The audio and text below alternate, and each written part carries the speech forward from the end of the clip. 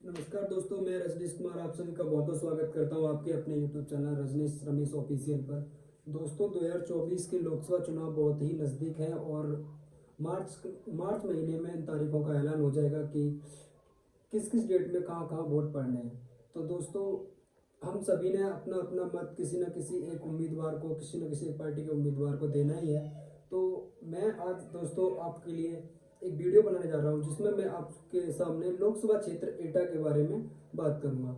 दोस्तों, हम इस वीडियो में जानने की कोशिश करेंगे कि किस पार्टी का किस समय पर किस लोकसभा क्षेत्र में दबदबा रहा है। और कहीं ना कहीं आपको, जो मेरी उम्र के भाई हैं जो नए नए वोट डालने जाएंगे, उनको भी जानकारी होनी चाहिए कि ये लोकसभा क्षेत्र जहां हम हैं वहां का पिछला बैकग्राउंड थोड़ा सा कैसा है। तो दोस्तों, मैं 2004 से जो 2004 में लोकसभा चुनाव हुए तो वहां से लेकर 2019 तक के बारे में बात करूंगा, उसके बाद 2024 की। तो 4 चुनाव पीछे से हम बात करने वाले हैं। तो दोस्तों, आज मैं बात करने वाला हूं लोकसभा क्षेत्र एटा में। तो ठीक है दोस्तों, आइए आज की वीडियो शुरू करते हैं।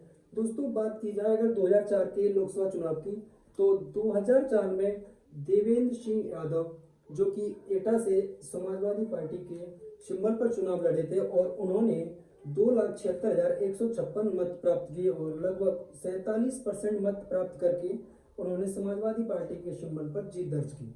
दोस्तों, इससे पहले 1999 में भी ये देवेंद्र सिंह यादव जी समाजवादी पार्टी के सिंबल पर ही चुनाव लड़े थे और जीते भी थे। तो ये इनका दूसरा लगातार था। दूसरे नंबर पर अशोक साक्य, जो कि बीजेपी के उम्मीदवार थे, 2,24,821 मत प्राप्त करके लगभग 38% वोट उन्होंने अपने उनके पाले में पड़ा और दूसरे नंबर पर रहे। तीसरे नंबर पर रामगोपाल साक्य, जो कि बीएसपी के सिंबल पर वहां से चुनाव लड़ रहे थे, उन्हें 56,873 मत पड़े और लगभग 10% मत उनके पक्ष में पड़ा।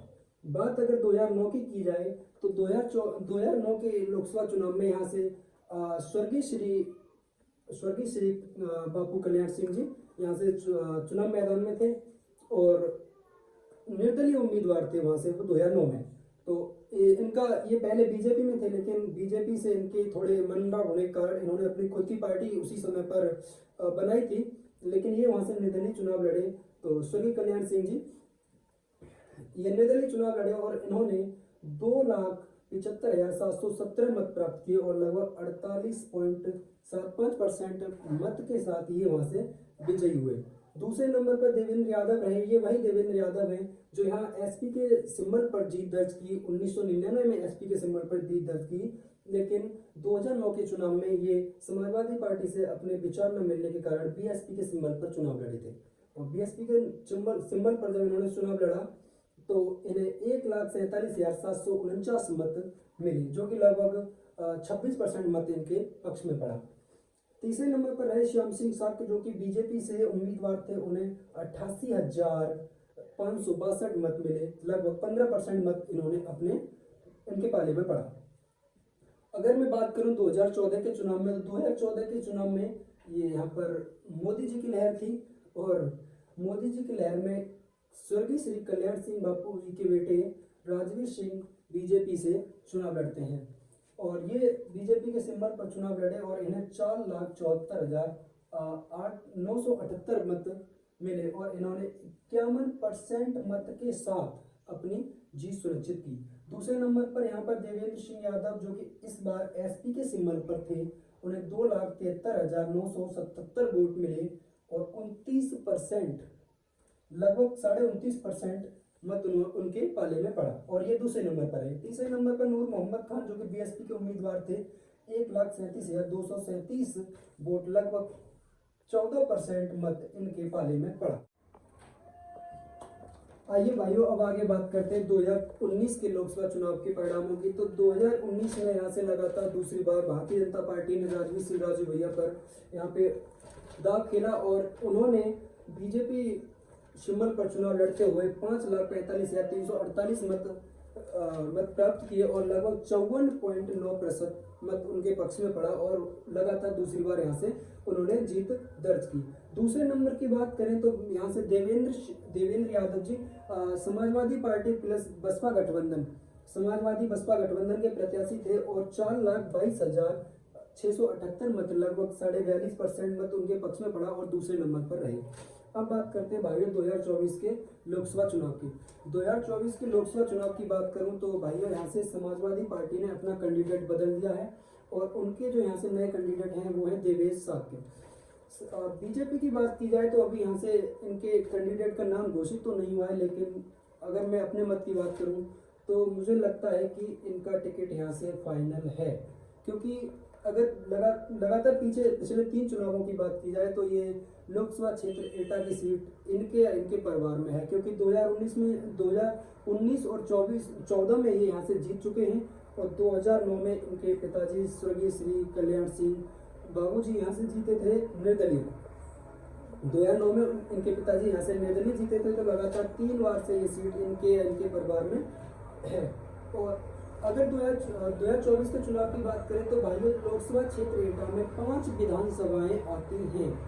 उन 5 विधानसभाओं में से 4 विधानसभाओं पर बीजेपी के विधायक जीते हुए हैं और एकमात्र सीट पटियाली की वो समाजवादी पार्टी की खाते में है। अगर बात की जाए कासगंज से, तो कासगंज से इनके बीजेपी के उम्मीदवार थे देवेंद्र सिंह राजपूत। देवेंद्र सिंह राजपूत ने यहाँ से लगभग 52% मत प्राप्त किया और जीत दर्ज की। समाजवादी पार्टी के उम्मीदवार यहाँ से 32.92 लगभग 33% मत प्राप्त कर सके। अगर मैं बात करूँ अमापुर की, तो अमापुर पे बीजेपी, ये अमापुर विधानसभा भी बीजेपी के खाते में है और यहाँ से जो विधायक थे उन्होंने लगभग 50.5% मत प्राप्त किया और सीट दर्ज की। दूसरे नंबर पर समाजवादी पार्टी के कैंडिडेट रहे जिन्होंने लगभग 27.5% मत प्राप्त किया। तो इन 2 सीटों के अगर अंतर की बात की जाए तो ये काफी बड़ा अंतर है। एक तरफा सीटें, ये दोनों सीटें बीजेपी पार्टी ने जीती हैं। लोकसभा क्षेत्र एटा की बात की जाए तो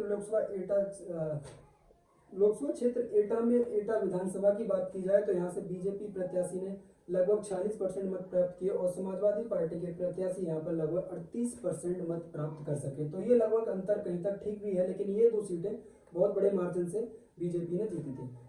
चौथी सीट की बात करें, चौथी सीट है महारारा सीट, जो कि ये भी बीजेपी के खाते में है और यहाँ से इनके उम्मीदवार ने 49% मत प्राप्त किए। तो समाजवादी पार्टी के प्रत्याशी ने भी लगभग 40% मत यहाँ से प्राप्त किए और ये भी क्लोज फाइट रही।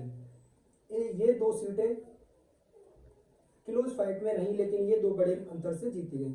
5वीं सीट है पटियाली सीट, जो कि यहाँ से समाजवादी पार्टी की उम्मीदवार ने ये सीट जीती और उन्हें लगभग 41.88% मत मिला और बीजेपी प्रत्याशी को यहाँ से लगभग 40% मत मिला। तो ये जो फाइट है बहुत ही क्लोज रही और बहुत ही दिलचस्प मुकाबला रहा है इन दोनों के बीच में, लेकिन ये सीट समाजवादी पार्टी के खाते में है। अब यहाँ से आगे बात करते हैं कि लोकसभा क्षेत्र एटा का जातीय गणित क्या है। मैं आपको कुछ यहाँ से आपके लिए बताना चाहूँगा कि लोकसभा क्षेत्र एटा में किस जाति के कितने मतदाता हैं। दोस्तों आगे बात करते हैं 2024 के चुनाव को लेकर। तो 2024 की यहाँ फाइट होने वाली है समाजवादी पार्टी से उम्मीदवार देवेंद्र साक्य और बीजेपी से लगभग तय उम्मीदवार राजवीर सिंह और राजू भैया जी के बीच में। तो इन 2 उम्मीदवारों के बीच में यहाँ पर फाइट होने वाली है, क्योंकि लोकसभा सीट एटा एक ऐसी सीट रही है कि लगातार पिछले 3 चुनावों से ये राजवीर सिंह राजू भैया के परिवार में या फिर बीजेपी के पास, और पिछला बैकग्राउंड भी इसका बीजेपी के पाले में रहने वाली सीट है ये। और उससे पहले 2004 और 1999 के चुनाव में ये सीट समाजवादी पार्टी के खाते में रही थी। और तो अब मैं बात करना चाहूँगा 2024 के चुनाव को लेकर लोकसभा क्षेत्र एटा के जातीय गणित की। तो अगर लोकसभा क्षेत्र एटा में अगर जातीय आंकड़ों की बात की जाए तो यहाँ पर लोधी समाज लगभग 2,60,000 के आसपास है, इससे थोड़ा बहुत ऊपर नीचे 2,60,000 के आसपास यहाँ से लोधी समाज लोकसभा क्षेत्र एटा में है। और दूसरी जो समाज है वो है साक्य समाज लगभग 1,60,000 के आसपास साक्य समाज के मतदाता इस लोकसभा क्षेत्र में निवास करते हैं। तीसरी जाति की बात करूं तो है वो यादव समाज, और यादव समाज के लगभग 2,35,000 मतदाता लोकसभा क्षेत्र एटा में निवास करते हैं। चौथी समाज है वैश्य समाज। वैश्य समाज के लगभग 1,30,000 मतदाता लोकसभा क्षेत्र एटा में है। पांचवी जाति की बात करें तो वो है ठाकुर जाति। ठाकुर जाति के यहाँ पर लगभग 1,70,000 मतदाता हैं। छठी समाज की बात करें तो वो है ब्राह्मण समाज, और ब्राह्मण समाज के यहाँ पर लगभग 1,20,000 मतदाता लोकसभा क्षेत्र एटा में निवास करते हैं। सातवीं यहाँ जो लोग समाज है वो है बघेल समाज। बघेल समाज के लगभग 1,00,000 मतदाता लोकसभा क्षेत्र एटा में निवास करते हैं। आठवें समाज की बात करें तो आठवां समाज है मुस्लिम समाज, और मुस्लिम समाज के लगभग 2,00,000 मतदाता लोकसभा क्षेत्र एटा में निवास करते हैं। नवीं समाज की बात करें तो वो है एससी समाज, और एससी समाज के लगभग 2,60,000 मतदाता इस लोकसभा क्षेत्र में निवास करते हैं। और उसके आगे बात की जाए अन्य समाजों की तो लगभग अन्य समाज जो छोटे छोटे संख्या में जो समाज हैं वहाँ पर उनकी भी संख्या लगभग 1,50,000 प्लस है। तो अब मैं बात करना चाहूँगा प्लस पॉइंटों की कि इन समाज में किस समाज का झुकाव किस प्रत्याशी की तरफ ज़्यादा है। तो अगर मैं बात करूँ लोधी समाज की, तो लोधी समाज राजवीर सिंह राजू भैया स्वयं लोधी समाज से बिलोंग करते हैं, और देवेंद्र साकी जो कि साकी समाज से आते हैं। अगर लोधी समाज की बात की जाए भाइयों, तो स्वयं राजवीर सिंह राजू भैया तो इस समाज के एक बड़े चेहरा हैं ही। इसके अतिरिक्त अगर लोकसभा क्षेत्र के जो मैंने लोकसभा क्षेत्र एटा के जो आपको मैंने 5 विधानसभाएं बताई थी, उनमें भी लगभग 3 प्रत्याशी इसी समाज से जीते हुए विधायक हैं। तो मैं इस समाज को लगभग अगर इसकी 100% जो मत पड़े उसका 100% निकालने की बात हो तो मैं कहूँगा कि इसके 85 से 90% जो मत हैं वो राजवीर सिंह राजू भैया के पक्ष में पड़ेंगे। दूसरी समाज है साकी समाज। भाइयों जब किसी समाज का प्रत्याशी उस विधानसभा या लोकसभा, अभी हम लोकसभा की बात कर रहे हैं, तो जिस लोकसभा में जिस समाज का प्रत्याशी किसी भी पार्टी से आए उस समाज का झुकाव अपने प्रत्याशी की तरफ ही ज्यादा रहता है। तो हालांकि पहले से ये साक समाज जो है समाजवादी पार्टी से कहीं ज़्यादा बीजेपी की तरफ इस समाज का झुकाव रहा है। लेकिन बात की जाए अब 2024 की, तो यहाँ से जो उम्मीदवार हैं समाजवादी पार्टी के वो हैं देवेश शाक्य। तो देवेश शाक्य के यहाँ आने से मैं कहूँगा कि इस समाज का जो कुल मत पड़ेगा, उसका 80%, 70 से 80% कहूँगा, 80% नहीं, 70 से 80% मत जो है वो समाजवादी पार्टी के खाते में जाने की उम्मीद है।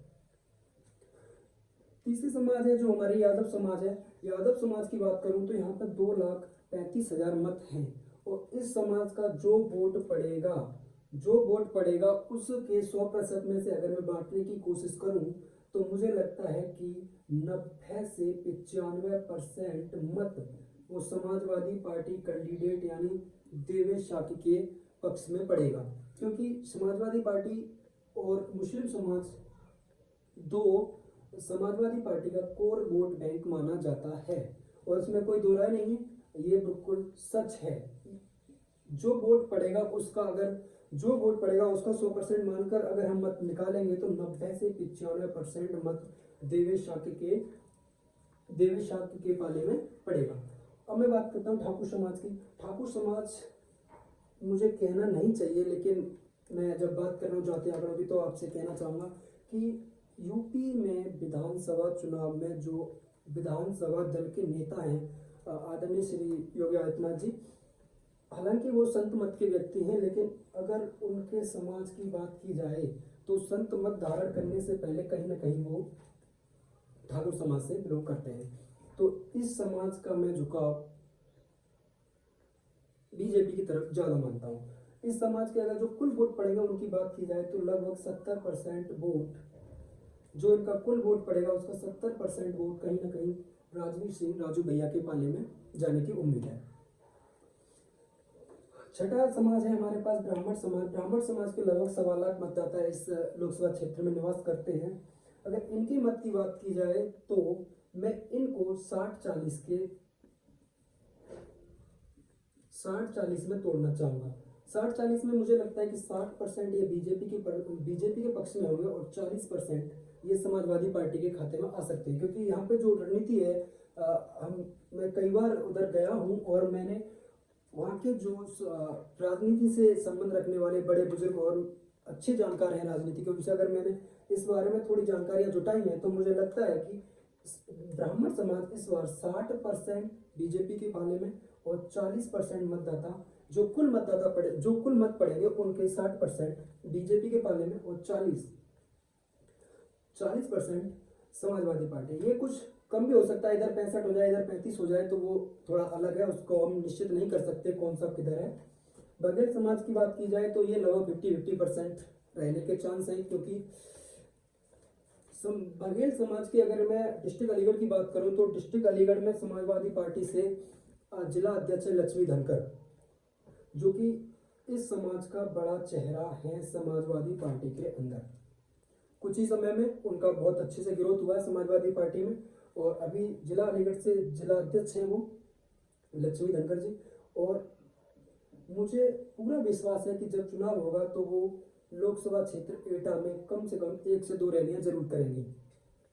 हो सकता है कि बड़ी रैलियों में भी किसी मंच पर वो दिखें। तो मैं इस समाज को 50-50 रखूंगा, क्योंकि बघेल समाज से सीपी सिंह बघेल जो कि बीजेपी पार्टी से सांसद है, तो इस समाज में थोड़ा 50-50 रहने के चांस ज़्यादा है। अगली बात करूँ मुस्लिम समाज की, तो मुस्लिम समाज के जो वोट पड़ेंगे अगर मैं उसको 100% मानकर अगर मैं बात करूँ इन 2 उम्मीदवारों के पक्ष में, तो मुझे लगता है कि 90 से 95% मत इस समाज का समाजवादी पार्टी के पक्ष में पड़ेगा, यानी देवेंद्र शाक्य के पक्ष में पड़ेगा। आगे बात करते हैं एससी समाज की। देखो भाई, ऐसा है कि एससी समाज के बारे में अभी कुछ भी कहा जाना थोड़ा सा मुश्किल है, क्योंकि समाजवादी पार्टी की जो विचारधारा है 2024 के चुनाव को लेकर, और जो उनका एक नारा है पीडीए, जो उनका नारा है पीडीए, इस पर वो काम कर रहे हैं। और पीडीए में उन्होंने डी से दलित समाज को रखा हुआ है। तो अभी इसके बारे में कुछ कहना थोड़ा सा असमंजस होगा और जल्दबाजी होगा, क्योंकि इस समाज की सबसे बड़ी पैरोकार अगर कोई है तो वो है बहन मायावती जी। और जब तक उनका ये साफ नहीं हो जाता कि वो इंडिया गठबंधन के साथ हैं या फिर बीजेपी के साथ हैं या फिर वो स्वयं अकेले चुनाव लड़ना चाहती हैं, तब तक इस समाज के बारे में कोई भी बात करना थोड़ा सा जल्दबाजी होगा।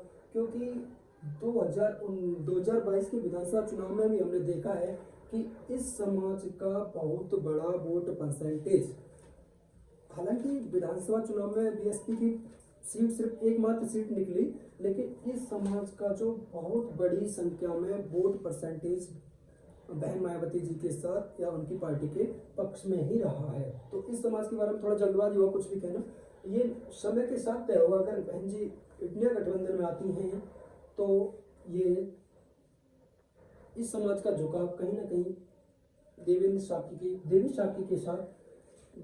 की तरफ ज़्यादा देखने को मिलेगा। अगर बीजेपी के साथ जाती हैं तो ये समाज राजवीर सिंह राजू भैया के पक्ष में ज़्यादा देखने को मिलेगा, इसमें कोई दो राय की बात नहीं।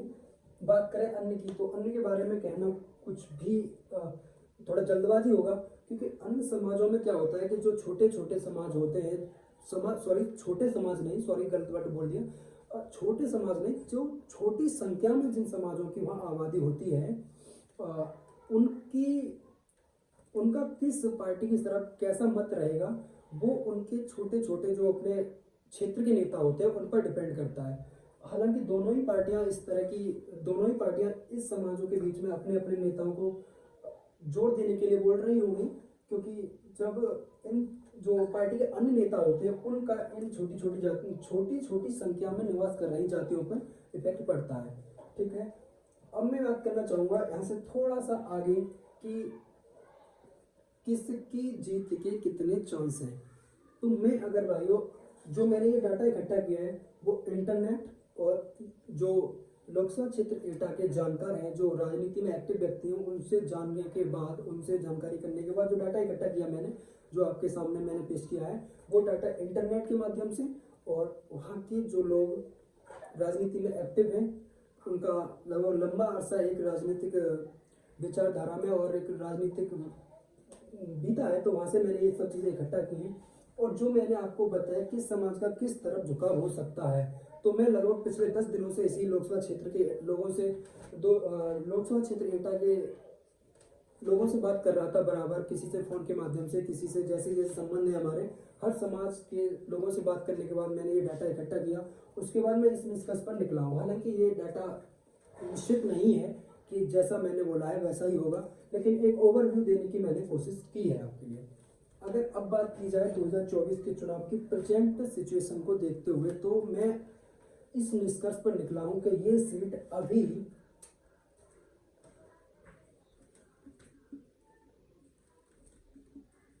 60-40 के अंतर पर है। अगर मैं यहाँ से इन दो उम्मीदवारों को आगे रखकर इस लोकसभा क्षेत्र की बात करता हूँ, तो मुझे यहाँ पर अभी देवेश साकी जी का जो पड़ रहा है वो भारी नजर आ रहा है। क्योंकि जब वहाँ के लोगों से मैंने बात की तो कहीं ना कहीं उनकी कुछ नाराजगियाँ थी जिनको उन लोगों ने मुझसे बोला। तो अगर मैं उन चीज़ों को यहाँ बोलूँगा तो थोड़ा अच्छा नहीं रहेगा, क्योंकि वो फिर एक पार्टी की तरफ की बातें हो जाएंगी। तो जो लोगों का झुकाव है वो इस बार देवेश साकी की तरफ ज़्यादा देखने को मिल रहा है। हालांकि अभी ये 60-40 है और समय चुनाव एक ऐसा है कि उसकी हवा बदलते हुए समय नहीं लगता। तो कल क्या होने वाला है, आज क्या हो रहा है, ये थोड़ा सा अलग रहता है, क्योंकि समय समय पर यहाँ पर चीज़ें बदलती रहती हैं। अभी की सिचुएशन ये है कि देवेश साकी जी यहाँ पर थोड़ी मजबूती में हैं। अभी जब चुनाव की तारीखों की घोषणा होगी तो यहाँ पर प्रचार प्रसार भी शुरू होगा, उसके बाद यहाँ पर असली रंग बदलेगा। तो अभी तो बात ऐसी है कि यहाँ की अगर 5 विधानसभा जो लोकसभा क्षेत्र एटा के अंदर आती है, उन पर अगर समाजवादी पार्टी के 5 अच्छी तरह से और नेता यहाँ पर अगर हर एक विधानसभा में एक व्यक्ति जाकर एक एक रैली करेगा, तो ये जो 60 है ये जीत में बदल सकता है। लेकिन ये जो 40 है वो नरेंद्र मोदी जी की एक रैली से ऊपर नीचे हो सकता है, नीचे नहीं ऊपर ही होगा। अगर जब नरेंद्र मोदी जी जब आएंगे और वो जब अपने विचार रखेंगे, तो मुझे लगता है कि ये कहीं ना कहीं आगे बढ़ेगा। प्रेजेंट समय की सिचुएशन यही है कि अभी इनकी बढ़त है। हाँ, अगर आप इसे 60 न माने तो 55 मान सकते हैं, इसे 45 कर सकते हैं। मैं 55-45 के साथ भी सहमति रखता हूँ, मैं 55-45 के साथ भी सहमति रखूंगा। लेकिन हालांकि जो ज़्यादा है वो 60-40, मैं 55-45 के साथ भी सहमति रखूंगा। कहने का मतलब ये है कि अभी इनका पड़ना भारी है। तो ये चुनाव प्रचार और चुनाव किस तरीके से आगे बढ़ता है वो चीज़ें निश्चित करेंगी। और लोकसभा क्षेत्र एटा की जो मैंने आपके लिए जानकारी दी है, अगर आपको मेरी द्वारा दी गई जानकारी अच्छी लगी हो तो मैं सपोर्ट करें, मेरे चैनल को सब्सक्राइब करें, लाइक करें, कमेंट करें। एक छोटा प्यारा सा अपना कमेंट जरूर दें कि मैंने जो आपको जानकारी दी वो आपको किस तरह की लगी। आगे मैं किसी एक नए लोकसभा क्षेत्र के बारे में आपसे बात कर लूँगा। तो हो सकता है कि 2-3 दिन बाद मैं आपको एक किसी अन्य लोकसभा क्षेत्र के बारे में इसी तरह की जानकारियाँ जुटाकर उसके बारे में जानकारी देने की कोशिश करूँगा। तो अभी तक के लिए जय हिंद, जय भारत।